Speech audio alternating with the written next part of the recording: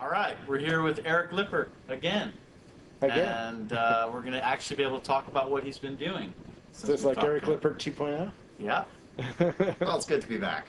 Great. It's good to be back. All right. So what have you been working on all this time? I know we could only talk about it briefly in our initial interview. Where are we, first of all? We're in the Xbox room in Building 20, Yes. which is actually a pretty cool studio. I think we'll just move in here, kick out all the Xbox players. Yeah. So, Yeah, I've got to get one of these overhead projectors for my basement. This is totally awesome. there's a nice projector wall and a projector up here. It's the awesome way to play Halo Right, 2, right? it's the really big Xbox room. So yeah, what I've been working on for the last 3 years is Visual Studio tools for Office, and we shipped version 1 of that with the Everett CLR, the 1.1 CLR, and that allowed you to add managed customizations to Word and Excel, so that you could have code sitting behind a document, and it was all written in C# or VB.NET. But it was quite a simple programming model. Basically, we just emitted a property into the document that said, when the document starts up, call the startup method of this class in this assembly, and you take it from there. And that was pretty much it. For the version that is going out with the Whidbey release of Visual Studio, we have sort of taken a big step back and said, what are the problems that are sort of fundamentally facing developers of managed solutions today who are targeting Office, right?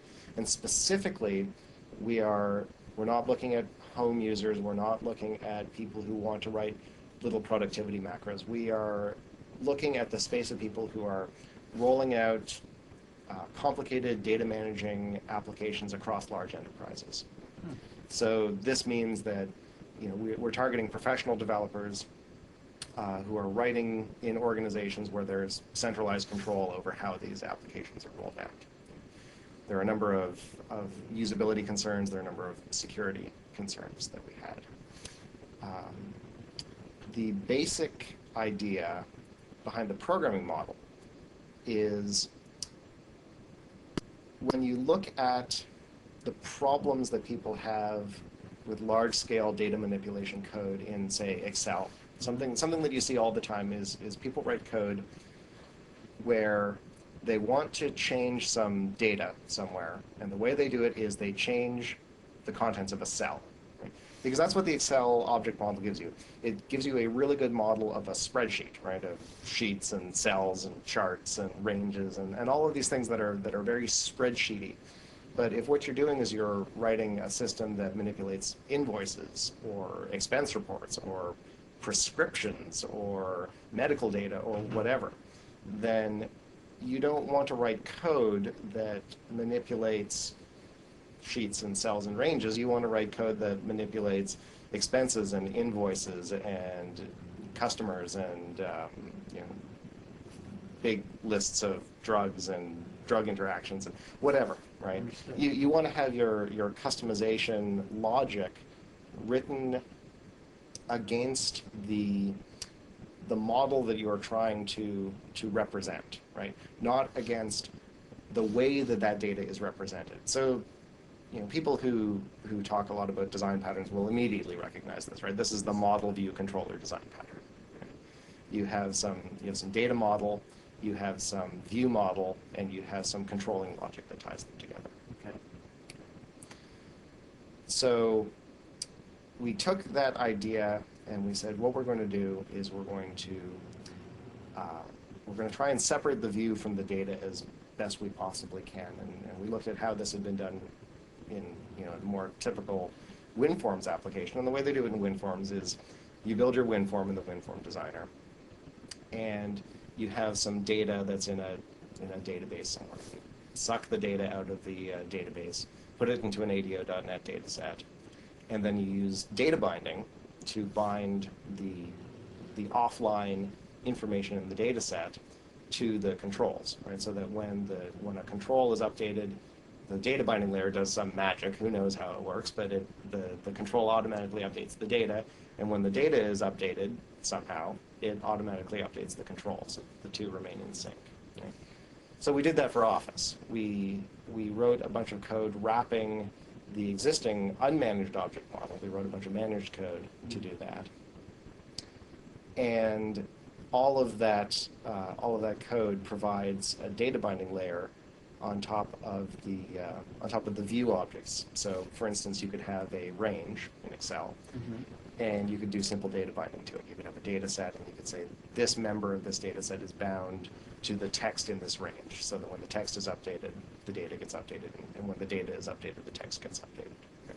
So once you've done that, you're very free to write code that manipulates the data as data, right? And not worry about how the view is actually laid out, because otherwise you have all of these problems of, I'm designing this spreadsheet and I want to move this range from here to here because it looks better over here, but I can't do that because that's going to break all of my code. I'm going to have to go through all of my code and find all of the places where it refers to those specific cells. So now it just refers to an object, right? It just refers to a named object, such and such named range. And wherever that named range is, it's going to get data bound to it. Fantastic. Yeah. So you're making a truly object-oriented programming model for Right. Office. Yes. Well, for certain components of For Word and Excel so far, and we will talk about, doing others in the future. We're still trying to figure out what the story is there. So now, We want Outlook. It's surprising the number of people who have said that they want Outlook. That's the most used. now that brings up an interesting question. What is it about Outlook that makes it so challenging? Is it purely a security issue, or is it also an core object model in Office issue that makes Outlook such a challenging problem for tools for your group? There are a number of challenges in the Outlook space. When we designed this model, we sort of designed it around, it's very document-centric. We have code that sits behind a document, right? The more traditional way of thinking about how managed extensions to Outlook works is you have add-ins that sit behind Outlook itself as an application. Understood. So there's a lot of different aspects to this, but top minds are thinking about it. Sure. Because it would be good to be able to write. The greatest thing about what you're doing is you can actually write managed code. Right. And you can use Visual Studio, you can debug. So, what are some of the challenges facing VSTO developers, in your opinion? There are a number of challenges. We actually have in this building going on right now a dev lab for some people who are interested in learning how to take their existing VSTO1 solutions and migrate them forward to VSTO2 and build new solutions and whatnot. And I gave a talk to them yesterday about the security system that we've developed, and that is a big challenge facing people right now. The big problem with security is everybody knows about macroviruses. Macroviruses behind Word and Excel documents have been around for a long time. I saw the first macrovirus behind Excel when I was an intern back in, it must have been 10 years ago now, must have been 95. And the macrovirus did not do anything. Its payload was, it had a function in it called payload, and it just put up a message box that said, I think I've proved my point.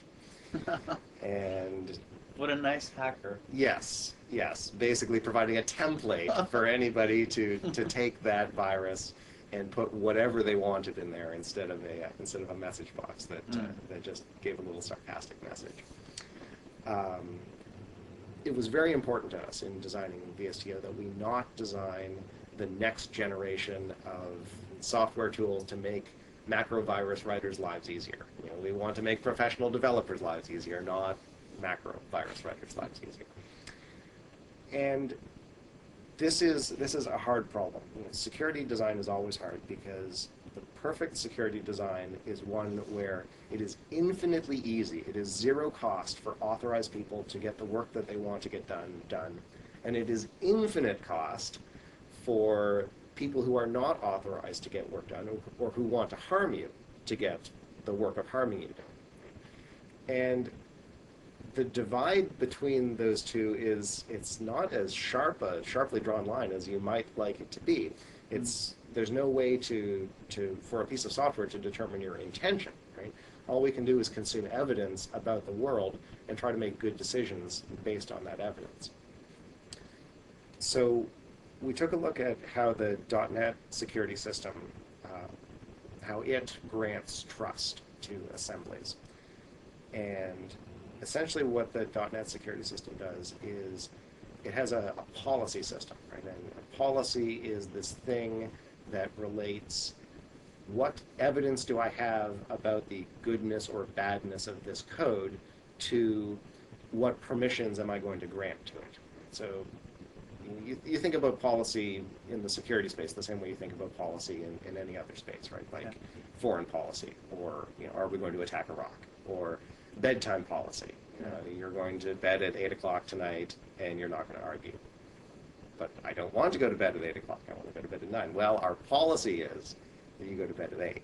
Okay. Policy is a tool that we use so that we can make decisions ahead of time while we are thinking hard about what the right thing to do is, rather than make decisions in the heat of the moment. Understood. Right. So something that you see all the time is, and IE does this now, and Word and Excel and Outlook, they all do this now, and it drives me crazy, is you're about to do something dangerous, and it puts up a dialog box that says, the world is about to end, do you want to continue? Yes, no. Yeah. And we've essentially trained people to always click yes, right? Sure. Because the box essentially says, do you want to get your work done? Yes, no. Yeah. One time out of 1,000 or 10,000 or 1,000,000 or whatever, the correct answer is no, right? Because somebody's about to run some terrible virus that's going to destroy their world. But we don't really have any tools that allow people to figure out when they're in that situation. Mm-hmm. So the idea of a policy system is somebody figures out what the right decision to make is ahead of time, and then you don't have to ask people at runtime. You've already made the decision wholesale. You don't have to make it retail. So we have this security policy system, and it's quite a complicated system, and which is also has its pros and cons. Mm-hmm. One of the big problems with a complicated system is sometimes it's so complicated that people don't know how to use it, or they use it incorrectly, or they just get fed up with it and turn it off. Right? And all three of those are bad. Those are all bad for security. Right? Yes. We don't want to have a system that's so hard to use that everybody turns it off. On the other hand, simplicity is the enemy of flexibility. Because there are people who want to develop very complicated security policies. You try going to a bank sometime and cashing a check without the right ID, and you'll very quickly find out, how complicated policy can get, right? Mm-hmm. Is this ID acceptable? Was the ID issued by an authority that the bank trusts, right? Yep. Is the ID fake? Should you present two pieces of photo ID? Well, what if one of them doesn't have a photo on it? What if the photo doesn't match you? What if you've shaved your beard off recently? There are any number of potential policies that could be in place around a particular decision whether to trust somebody or not, or whether to trust a piece of code or not. Now, these policies are a couple form. So there's metadata on the code itself, and then there's going to be global policies stored at some machine location somewhere that holds information about your assembly, etc. Right. And as you mentioned, this is something that typically we have to do in .NET code access security. Mm-hmm. That is very complicated. Can we talk about some examples of what it would look like for a developer to write some code? Sure, I can give you kind of the 30,000-foot overview of how the policy system works, and I'll draw some boxes and lines on a whiteboard, and we won't actually write any code. We love that. No, that's beautiful. Okay. We love the whiteboard and boxes and lines. But it is interesting. This code access security thing. All right. Okay, so where to begin? Policy. Policy maps evidence onto permissions. What kind of evidence are we talking about? Well, evidence can be anything, but there's two basic kinds of evidence that we're interested in. Where did the code come from and who wrote it, right? So evidence consists of things like the zone. Is it my computer? Internet? Intranet? Etc. Right? So just large buckets, right? Where did this code come from, right? And then very specific buckets. You know, this code came from HTTP accounting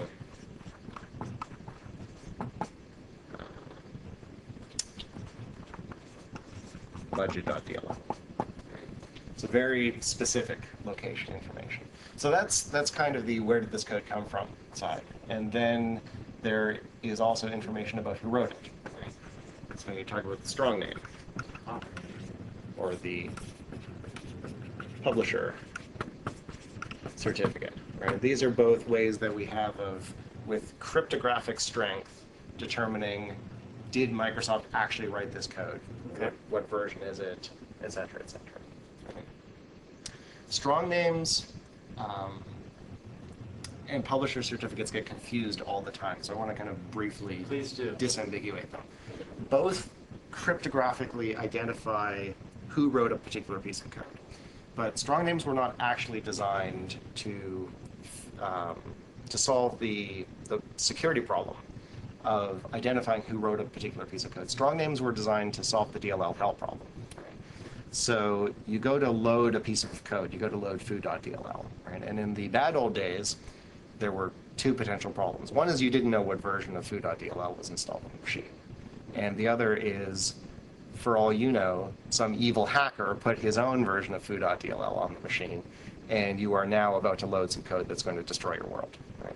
So strong names solve both of these problems. Right? A strong name has a cryptographically strong signature embedded in the DLL, and it includes the version number, so that you can say, I want to load and trust code that came from Microsoft, and I am looking for system.xml, and I am looking for version 1.2. Right? And if version 1.2 isn't available, then maybe you have a config file that says, okay, well, any version of system.xml from Microsoft that's greater than version 1.2 is acceptable. Right? But fundamentally, strong names are about solving the problem of what code am I loading. And the fact that you can use them to make a trust decision is a nice sort of side benefit. Okay? Publisher certificates also cryptographically identify code, but they are specifically to solve the trust problem, right? Because publisher certificates actually have a chaining mechanism where you say, you know, Eric wrote this code. Eric's code was vouched for by Eric's organization, by the accounting department. The accounting department was vouched for by the centralized signing authority of the corporation, right? And maybe that's as far as it goes. Maybe that's all the chaining you need. But you could also get chains that go out farther than that. You know, the centralized authority for this organization obtained its certificate from VeriSign. Right? And maybe that's the end of the chain. But these chains can be arbitrarily long. And they allow you to make trust decisions where you can say, well, I trust everybody who the centralized signing authority trusts. Right? Okay. So it allows you to defer your trust decisions to other people so that you don't have to do so much trust management yourself. Publisher certificates also have nice properties like they expire. Right? Strong names never expire. Right? They are revocable. If somebody accidentally releases the private key, the private portion of a certificate out into the wild so that anybody in the world can essentially forge documents or forge code that looks like it came from that trusted authority, there's a well-known revocation mechanism. So you can configure your machine to every week or every day or however often you want. Go out to the revocation server and download a list of certificates that are known to be bad and never trust them again. And there's no similar mechanism for strong names. You lose your strong name private key, it's the end of the world. Right? And Microsoft's strong name private key is actually stored in special tamper-resistant hardware. I think it's over in Building 11. and it's surrounded by like attack dogs and moats and all kinds of stuff, so that nobody can actually get to it. We have to go check this out. Oh, you'll never get in with a camera. Yeah, they. I told a British coworker of mine once that the guys in Building 11 wear both belts and suspenders, and he got a kick out of that because that doesn't mean in England what it means here. Anyway, I was talking about policy. So we've got all this evidence, right? We've got zones and URLs which talk about where did the code come from, and we've got strong names and publisher certificates which talk about who wrote the code. And then we also have things like hash, right? You can obtain a cryptographically strong hash of the code that uniquely identifies it in a short and concise way. What about permissions, right? How does policy actually map evidence to permissions? Well, that's where things start to get a little bit complicated. There's actually 4 different policies that run in the .NET world. They're called policy levels, and they are enterprise, machine, user, and application. Each policy level makes a decision about what evidence is associated with what permissions, right? And it does so in a way that I'll describe in a minute, right? And then the security system gets all 4 policy levels together, and it says a permission is granted only if it is granted by all 4 levels. So the reason for that is so that any one level can make the policy stronger. Right? So if the enterprise policy level says, I know that this particular piece of code is a known virus and I never want it to run, right? Then there is nothing that the machine, the user, or the application policy level can do that makes that code run, right? So it allows one policy level to strengthen the system and allows no other policy levels to weaken the system, right? So what does the default out-of-the-box policy look like? Well, the default enterprise policy is all code, full trust, which is pretty weak, right? Absolutely. Because Everything full runs. trust means everything runs. Yes. Right. So let's talk about full trust for a minute. Right? When I talk about trust with code access security, what I mean is the code can do everything that you can do, the person that's running the code, right? So when I say full trust, I don't mean that the code can administer your network unless you can administer your network, right?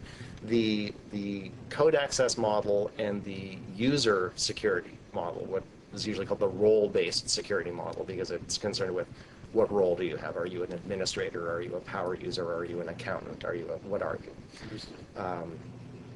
They work together in that the role-based security model says, what is this user allowed to do? And that's based on evidence like, did you type in the right password, or do you have the right smart card, or the right retinal scan, or whatever, right? And then the code access model is, now the user wants to run some code, but does the user trust that code? If you're Internet Explorer, if you're a user running Internet Explorer and you downloaded a bunch of random script off of evil.com, you don't want that script to format your hard disk, even if you have the right to format your hard disk. So that's why we have this code access model for situations where the code is not necessarily trusted. Okay. Right. The user is also all code, full trust, as is the application. So far this is a pretty weak policy system.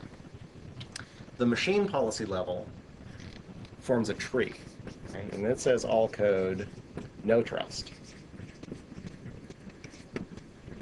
But it's got some children. It says zone, local machine, full trust. Then there's a child of that, which is Microsoft strong name, full trust. We'll come back to this one. There's another one which is zone, intranet, and that's partial trust. Zone, internet, And that's also partial trust. And there's some more goo in here, but this is kind of a basic overview. I don't want to get bogged down in minutia. Right? So two interesting things here. One is that the partial trust code groups are just that. They say that if you're running code off of the internet, and the best evidence that it can produce is I'm from something on your local internet, then it gets certain rights. It gets the right to consume your hard disk space. It gets the right to produce arbitrarily complicated user interfaces, and it gets the right to figure out what your username is. Okay. It does not get the right to write any file to your disk. It doesn't get the right to change any environment variable, write any registry key, all the stuff that full trust code gets. So the idea is stuff that's running on the internet should be able to do all the things that you would normally expect something on an enterprise to do. Right? You don't expect that somebody's going to go to a share and download some code that changes your security policies, for example, right? Unless you really, really trust that code. And you need to have some better reason than it's on the internet. Right? So this will come back big time when we talk about how the STO works.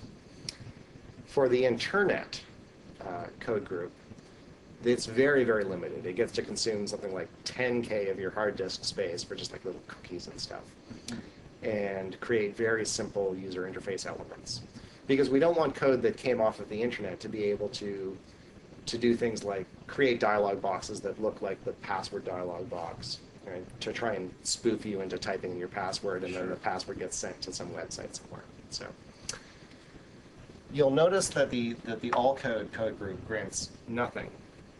So you might wonder how it is that anything can run. So within a policy level, usually the rule is the least restrictive group wins, right?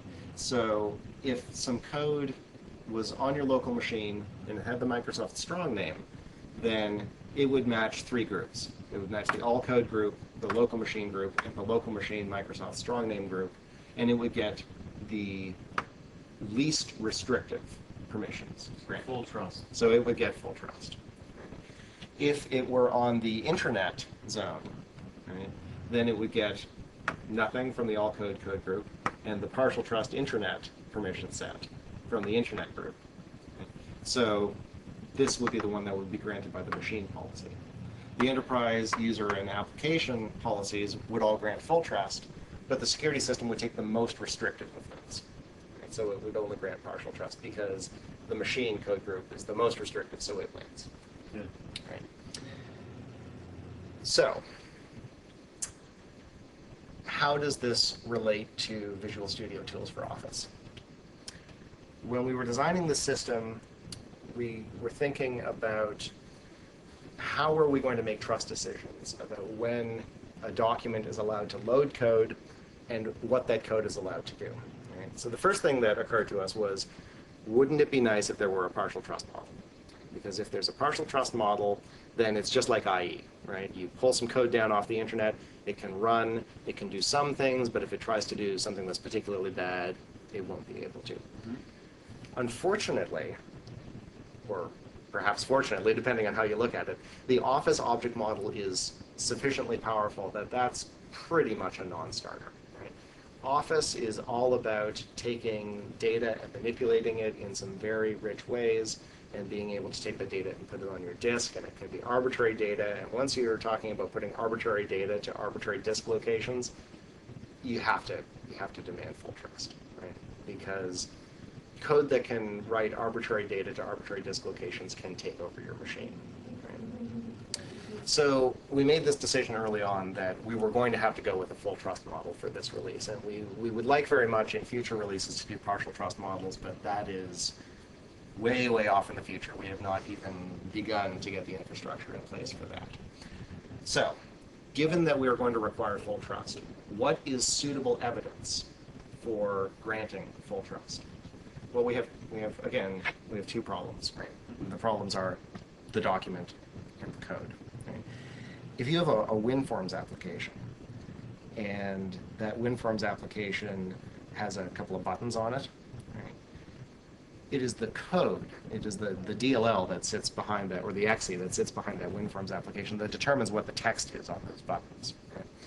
But if you have an Excel spreadsheet that has, a named range, and the named range has some text in it that says, click here to debit your account, and you have another named range that has some text in it that says, click here to credit your account, there is nothing that stops the document editor from swapping those labels around.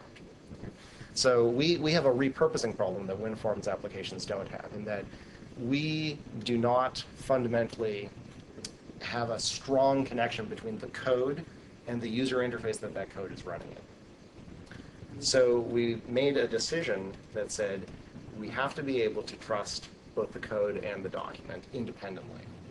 So the way we do that is when a document is loaded by Visual Studio Tools for Office, the first thing that we do is we check all three of the enterprise machine and user code groups, and we make sure that the location of the document is trusted. Right?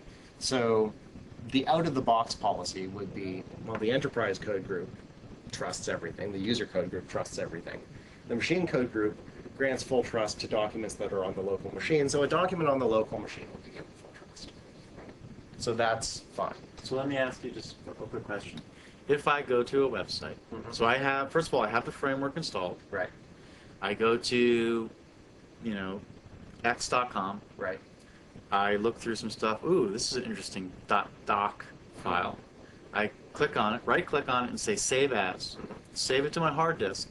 Right. That doc file has a WinForms control in it that might do something dangerous. Right. It's on my desktop. I double-click on it. It's What going to do happens? something dangerous, or not. Right. This is exactly the problem that we faced. Right. Okay. Was people download code off of websites and they don't realize that they're downloading code. They think that they're downloading documents. Right. So somebody pulls down a document in a DLL and it's sitting there on your local machine, and you click on it and you don't realize that what you've done by copying it to your local machine is essentially granting it full trust. Right. People, not everybody, but a lot of people understand that by bringing executables down to their local machine, they are essentially installing those executables on their machine, and that when they run them, that the operating system thinks that they intend that code to actually run, right? And it will therefore run with all the privileges of the user, right? It would be nice if we had some kind of mechanism, and we're starting to build these kinds of things, of tainting the downloaded code, right? To say, this thing is on the local machine now, but it came from out here, right? Can we somehow take that into account when we're making these policy decisions? But that's an entirely different can of worms. Absolutely. that I won't talk too much about today. So we were faced with this problem of somebody's downloaded some code and they haven't realized they've downloaded code. They've downloaded the document with some code behind it. Right? And we go through the policy and we say, okay, well, the document is trusted. The document's on your local machine. You put it there. The document's probably good. But what about the code? Right? What we decided was copying the code, copying the DLL to your local machine is not sufficient evidence to allow it to run. And the way we did that was, it's kind of complicated, but we define an application level security policy that has the effect of saying, in order to run, the code must be fully trusted by the enterprise machine and user levels, and at least one of those levels must trust it for a good reason. Right? Where by good reason, we say that all code and zone is not a good enough reason. So the obvious implication of that is VSTO documents with code behind them do not run if you have the out-of-the-box policy. Which means that we are one of the few Microsoft products that actually forces you to think about security. And that has its pros and cons, right? Because on the one hand, getting people to think about security is a really good idea, right? On the other hand, forcing people to think about security is a barrier to entry, right? So we've decided to err on the side of security. So what we insist that you do is, in order for any code to run, somebody has got to set a policy that has a rule in it that is not one of these weak all code or one of these weak zone rules. Right? And since we have targeted VSTO for not home users, who are typically always going to have the out-of-the-box policy, but rather enterprise users, where there are security administrators who can roll out policy to the whole enterprise, we think that's a reasonable compromise. So what kind of policy do I like to see? What would I expect to see in a typical enterprise? Well, you could have something like this, right? The enterprise admin could roll out a policy that says, all my machines have an additional code group in them that says anything that's from the URL, HTTP, budget, star is, well, let's say it's partially trusted, right? And in fact, we could even make this code group a child group of the intranet code group, because this guy's obviously from the intranet, right? That would probably be a smart thing to do, but I'm not going to erase this and redo it. Right? So this isn't good enough yet, because this only grants partial trust, and we insist that everything be fully trusted, both the document and the DLL be fully trusted. But we can make a child code group in here that says we have a new evidence type called Office document, which the VSTO runtime presents to the policy system every time it starts up a new document. Right? And we could say that's full trust, and we could say that the accounting department strong name is fully trusted. Right? So what does this policy say? This policy says stuff that's on the budget server and is a document is fully trusted. And stuff that's on the policy server and is a customization DLL that is signed by our guys is fully trusted, but nothing else is. So that way, if somebody manages to somehow get some evil DLL up onto this server, then the evil DLL only gets partial trust because it hasn't been strong named. Or if you felt like living more dangerously, you just get rid of these and you just say, well, anything that's on my budget server is fully trusted, right? And since the enterprise and the user code group fully trust everything, they're out of the picture. But I prefer security systems to grant code based on what's called the principle of least privilege, to grant code privileges only that they need. You only grant somebody as much privilege as they need to get their job done and no more. Because that way, if they've made a mistake in the coding, then you know that nobody is going to be able to take advantage of more than the privileges that need to be granted. Because they have to run in that process. Right. It's the same reason why you try to only run as normal user unless you're actually administering your machine. Or unless someone wrote an application that requires admin rights to run. Right. Right. Which is unfortunate. Absolutely. There are a lot of such applications. And we would like there to be fewer of them. So I'm seeing that this is a little complicated. It is a little complicated.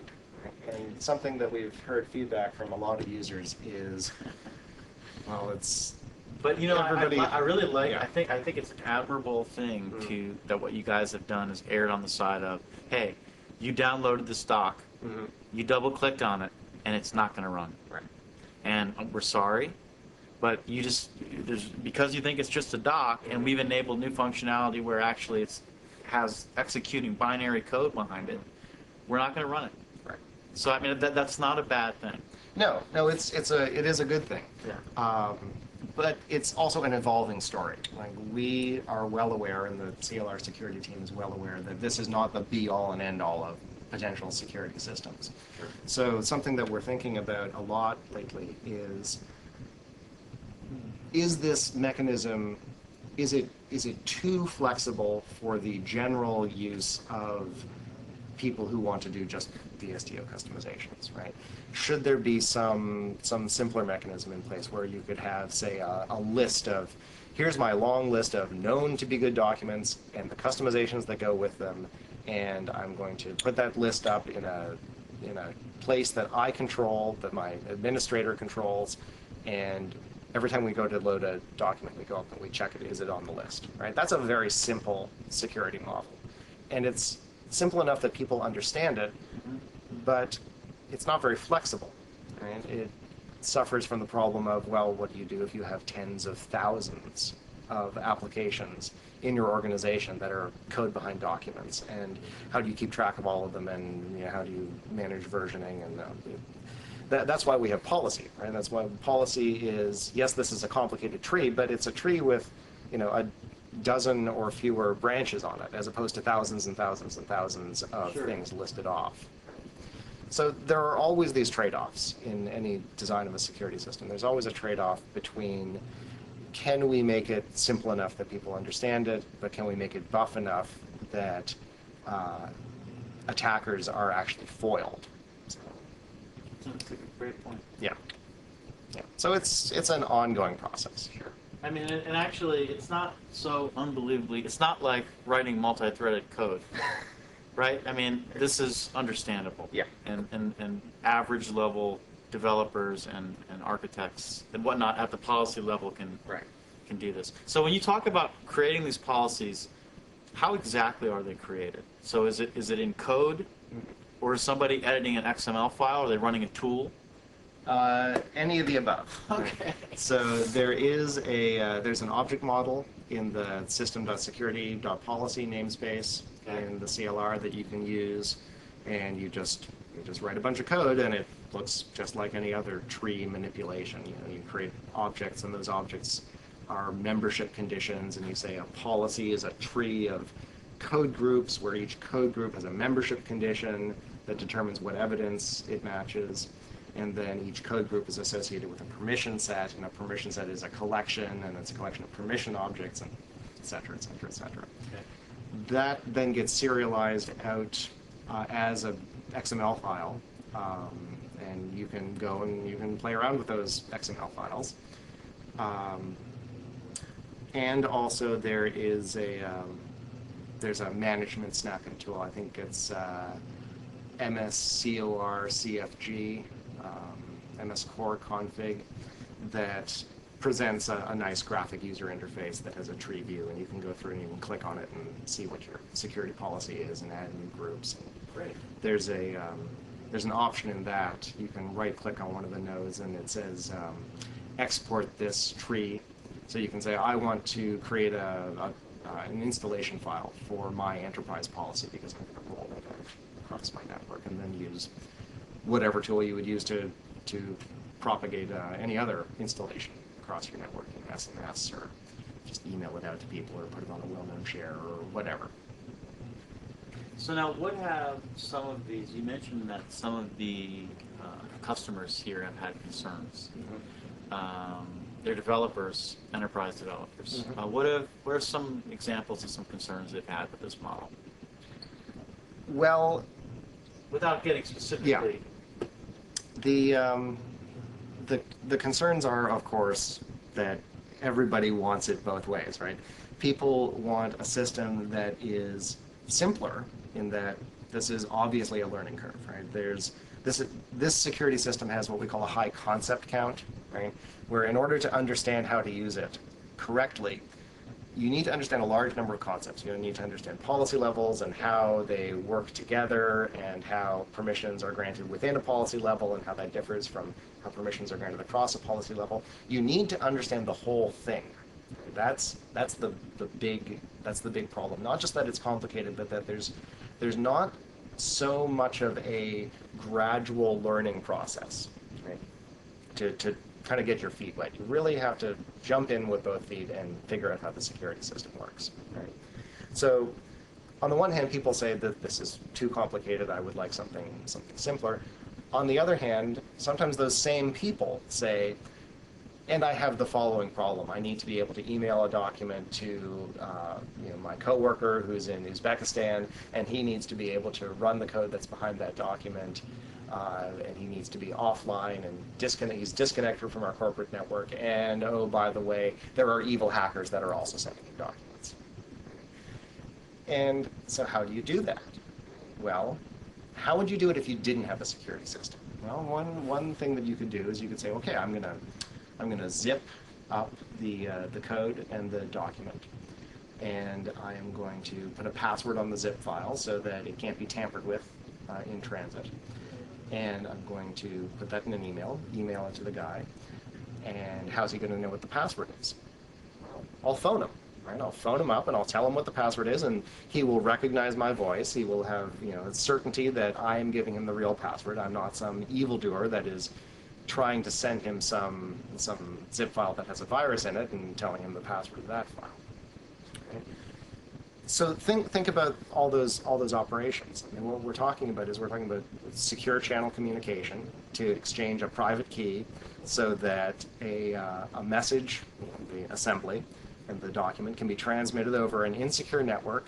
We're talking about stuff that if you wanted to build an infrastructure to do that, we could do that. We could, and people have done that. People have built public key infrastructures. But how do those infrastructures all fit together into the managed code world? Right? Like I was saying before, it would be great if we had some ability to taint code and say, this code came from an email, but the email was from somebody I know, right? And I have proof that it was from somebody I know because they signed it. And I have proof that the signature was good because the signature came to me via a certificate. And I know that the certificate is good because it chains to VeriSign. And what I've just described is a very, very complicated policy story. Right? How do you administer all that? Because people are going to want to make decisions about these things. People are going to want to be able to say, well, these are the people I trust, and these are the people I don't trust, and these are the email servers I trust, and these are the ones I don't trust. And we can do this. We as an industry can do this, but we are not there yet. I mean, this is the beginning. I firmly believe that policy-based security mechanisms are a fundamentally good idea. That making security decisions ahead of time and having them centrally controlled, and so that smart people can look at them and try to figure out what the vulnerabilities are and how they can extend them, is a good idea.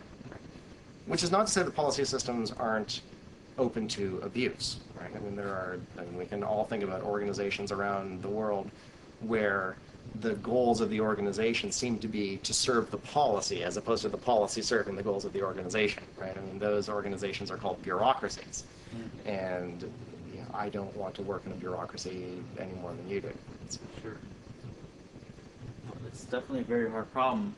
Now, one of the things that's cool about managed code is that it's I'm not going to say it's trivial, but it's certainly easier than unmanaged code to figure out what that code wants to do using reflection, for example. So when I get a DLL, if I had some sort of scanner that would say, well, this DLL is trying to use system.io, and it looks like it's opening up, it's going to parse through your hard drive and start deleting things. That's kind of odd. I'm going to flag that and let the user know. This IE does that to some degree, but in a very simple sense by saying, this site's trying to launch an ActiveX control. Right. Do you want to let it do it? Yeah. No. Yes. And that's another example of one of those retail security decisions, right? Yeah. Where what you're essentially doing is you're providing a choice point for somebody to make a bad decision. Yeah. But as far as managed code and metadata goes, there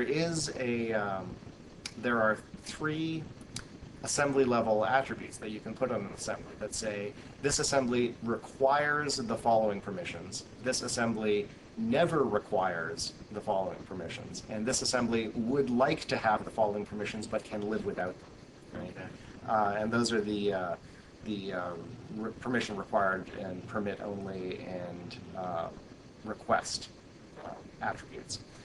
And I wish more people would use them, but a lot of people don't. It would be nice, like you say, if there was a tool that could go through your binary image or even your source code and say, oh, I see that you are trying to use system.io. I am going to automatically emit into your metadata the fact that your code would like to use system.io. Because one of the things about code access security systems is because they typically do not know that you are going to try to do something until you actually try it. You have the fail late problem, right? The fail late problem is, you're working away, you go to save, and oh, you don't have permission to write to the disk, and you're going to lose all your work. right? I mean, that's terrible. Absolutely. You know, that's a bad situation to be in. Sure it is. So it would be a lot nicer if there were a way to fail early, right? To say, you know what, this can't even run, right? And you see that more and more, particularly with programs that require administrator access. More and more of them now check to see whether they have administrator access before they begin to run, and they put up a dialog box that says, this guy needs administrator access, you're not an administrator. Would you like to run as, right? Use the little run as utility that Sure. says, start this guy as the administrator. It's very interesting. Well, so it's good for me to know that that if I did get a doc Mm-hmm. in my email from somebody that I thought I trusted and I have Whidbey on my machine, that if I open it up, it's not going to run Right. the code. If it's That's got a great thing to VSTO know. Yeah, if it's got a VSTO customization, that guy's not running unless you want it to run. Fantastic.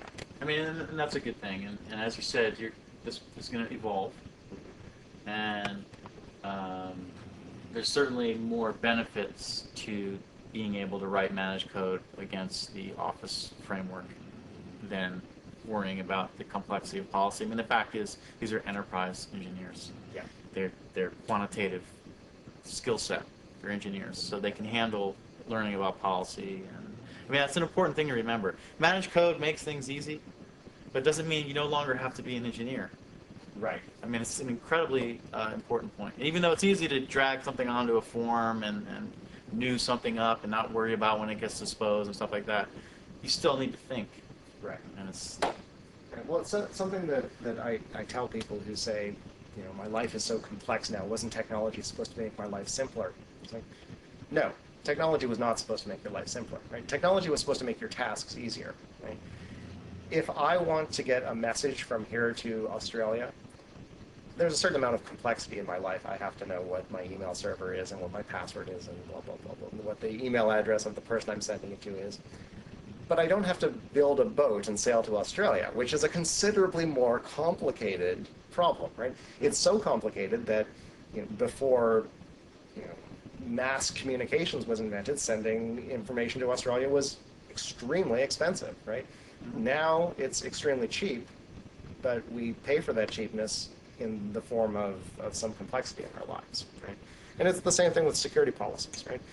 Are they difficult?